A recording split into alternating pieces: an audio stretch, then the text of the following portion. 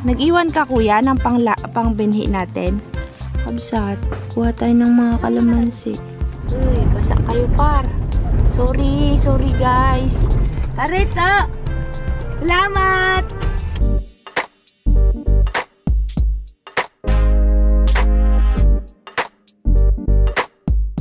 Yo kakabsat! Ang matitigas ang ulo. Magsasama na naman sa farm. Yan po, yan. Sasamahan po namin. Charot. Ayaw niya kaming isama. Hindi ko alam kung makakatawid tayo dito sa Tulaong kasi nga bumabaha na naman po dahil walang tigil yung ulan. At sana may titignan tayong itik dahil hindi ako makita ng itik, puro pato kakabsat yung na-inquire ko. May itik dun sa bilihan ng pagkain ng manok. Ay tignan natin kung naka-display doon yung mga itik. Kasi nung nakaraanan doon, bumaba, baka tinanggal nila. Kasi mag-aalaga tayo ng itik, nagawa tayo ng kulungan nila. Ngayon puntahan muna natin sa farm. Uy, malalim ang ilog. Tingnan natin muna. Subok lang. Kaya pa oh, kita pa naman yung guhit. Maano lang talaga yung tubig, masyadong mahaba yung pinagbagsakan niya, pero hindi naman siya ganun kalalim. O malinaw lang talaga yung tubig, kaya kita natin yung guhit din. Ayun yung itik, oh, nakita ko na ni. Napabayaan na yung mais. Buksan mo nga kuya, patingin na kami dito. Hindi ako makalapit dun, kabsat basa. Yan, magulang na rasid. Pwede pa yan. Kunin mo, lagat natin. Nag-harvest po si Kuya Noel ng mais. Kuya, mag-iwan ka lang ng ano ha, isa pang binhi natin. Hindi ako makalapit dun, kabsat eh. Nag-iwan ka kuya ng pang binhi natin. Malanggam, ibagsak mo muna. Wala na? Okay na yan. Dali na natin dito. Nilanggam na siya, kabsat. Nilanggam na si Manong Noel. Di matag-isa tayo, sakto boy. Laga natin. Rito. Ang ihaw. Ang ihaw? Ako ni. Sarap to. Ay, hindi pwede pa yata. Tinan mo, pisilin mo.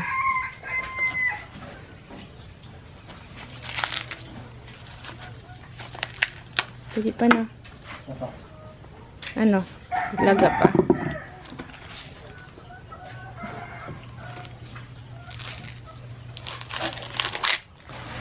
Yung dilaw ang iniihaw namin. Uy, sira. Ganda kabsat ng mais oh. Uy, malambot to. Sarap. Nagbini tayo dito. Mayroon binhi, nagtira si Noel. Magtatanim ulit tayo. May tanim sila, ano eh, sila rasid, bago. Mga ilang puno yung rasid sa palagay mo? May mga 20? Higit pa sa 20? Wow, galing ah. Kung dadaan pa to ng ilang araw, titigas na ito. Ganda nun eh. Tignan mo di, hindi siya bungal-bungal. Hindi kagaya yung dati bungal-bungal. Yan, nabali. Hindi na pwede ito liaga? Hindi, malambot pa, pwede pa. Sarap yan yung gulay. Hindi na ito pwede yung gulay. Hindi na. Kaya mo? Hindi, ikaw nga, de. Hindi kaya ni Mare. Naputol. Ba? Yabang. Yan eh, magulang na kaya.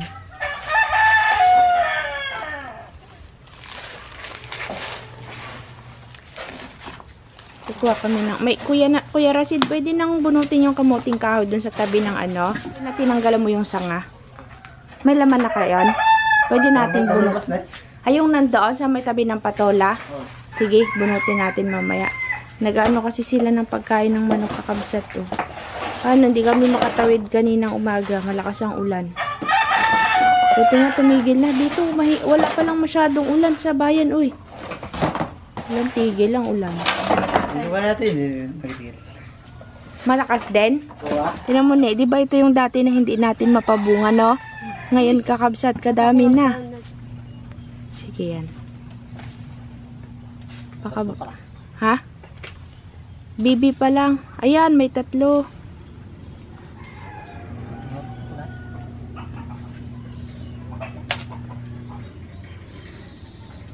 Ano na?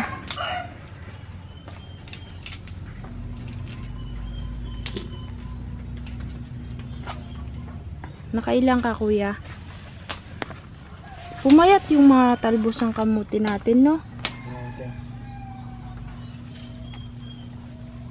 5, pero malili. Okay na yan, pwede na yan. Ano pa? Gasan na lang namin.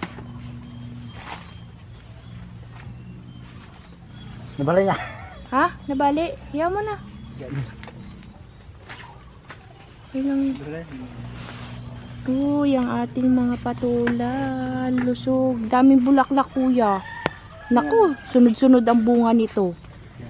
Yan, dyan ko na pinapaakyat yan. Laki na ng ano natin, oh, Rasid. Yan, avocado. Doon ka na sa loob. Bubunga na daw yun. Bubunga. Ewan ko dyan kay Rasid, gawaan. Kabsat. Kuha tayo ng mga kalamansi. Ganda ng kalamansi natin, guys. Dagdag.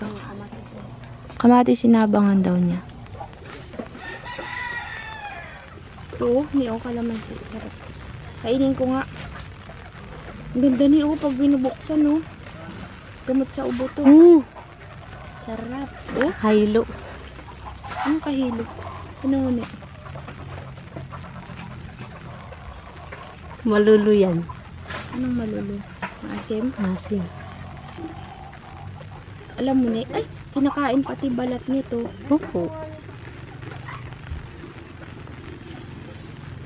Wait lang na, Oo nga po. Kakabsat, ang laki ng bunga ng kalamansi, oh. Laki. Lusog nito, ni. Lusog ng ano natin, tanim. Yung kalamansi na ito, maganda. Malalaki yung bunga niya. Okay. Hintayin at nag-aulan. Kakabsat, yung mga giant, ano ko. Giant? Namumunga na, giant mulberry. Nagkaroon na siya ng mga dahon ng aming dragon fruit na bubulok. Ayan yung patola, ganda, pare. Aroy, kakabsat yung aming kangkungan. Tudong kapal.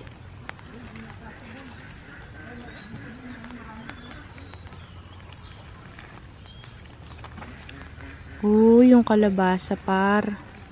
Ganda na. Ayos, ah.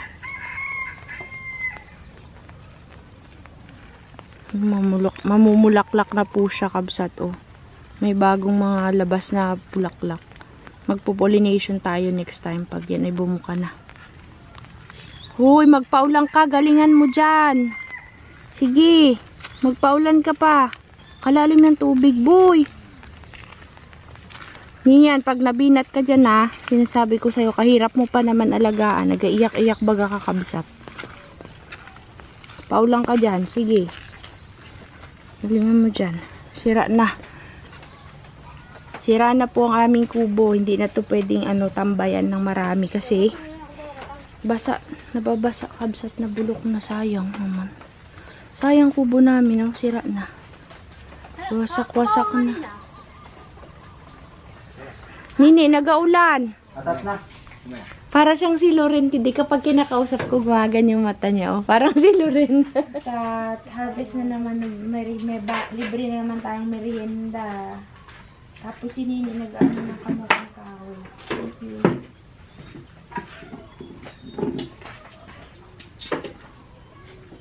Doon kaya si Lolo, Surawan. Tapos kumuha ako ng kalamansi. Gagawa ko ng juice. Yung white na kamuting kahoy. White kamuting kahoy.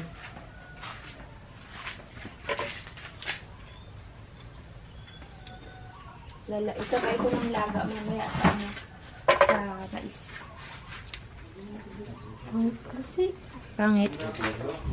Nihintay kong maano yung nandito sa may kanal, eh. Buti na. Nakadikit yung balat niya, no?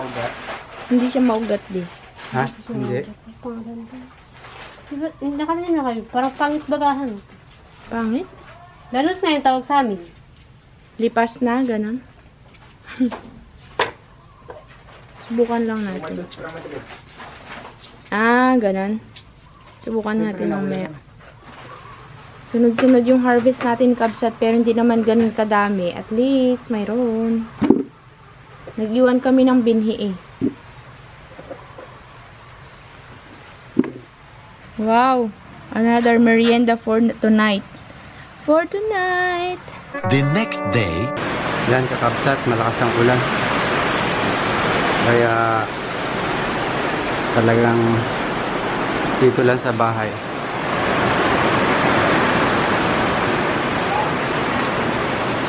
At natawag tayo ng ating pasyente.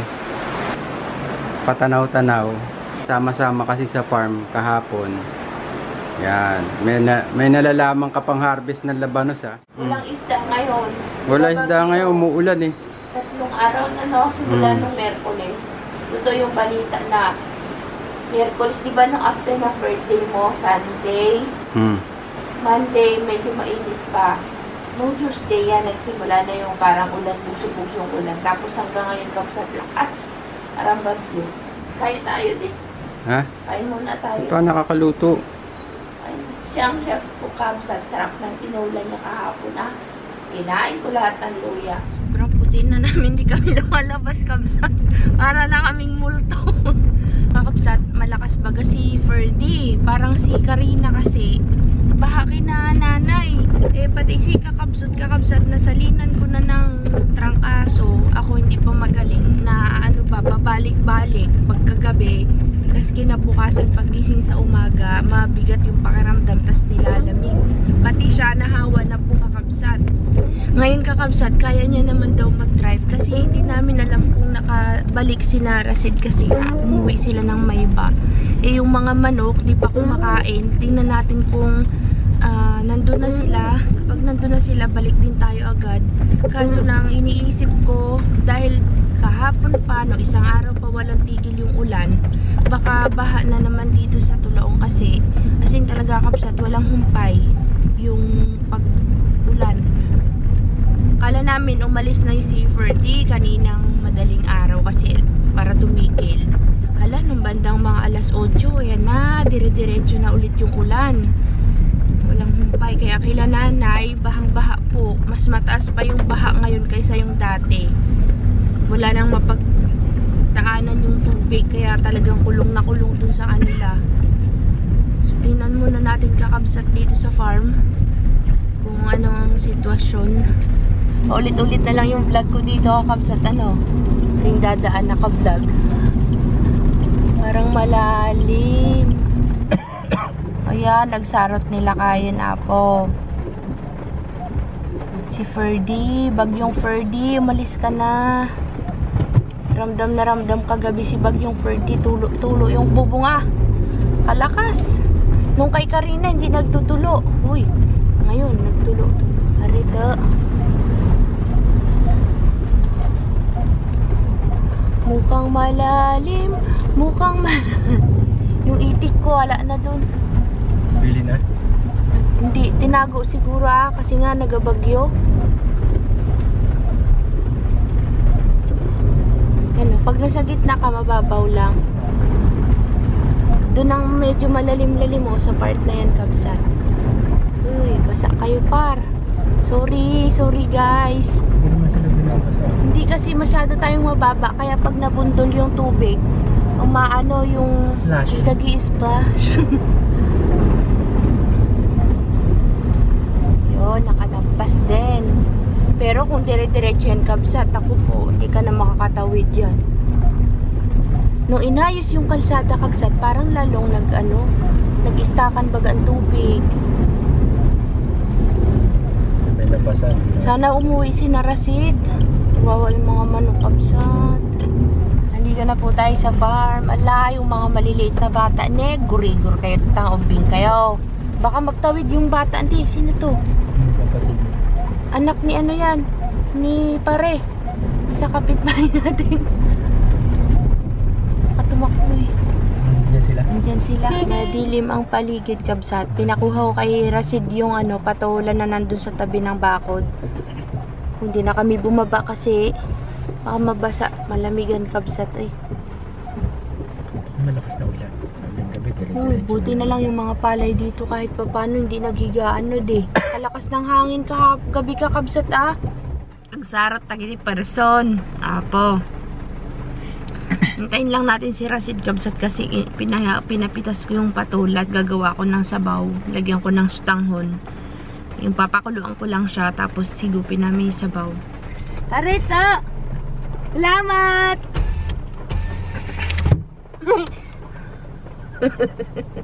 Ang ating patola. Alam nyo, kabsat, di pa ito pwedeng kunin Pinakuha ko na para fresh. Walang spray yan. Sana bumili ka palang tinapa. Riding in tandem. Alag, sarot. Ay, nalika na. Baka abutan tayo ng ulan dun sa baha na naman. Yun lang, kabsat.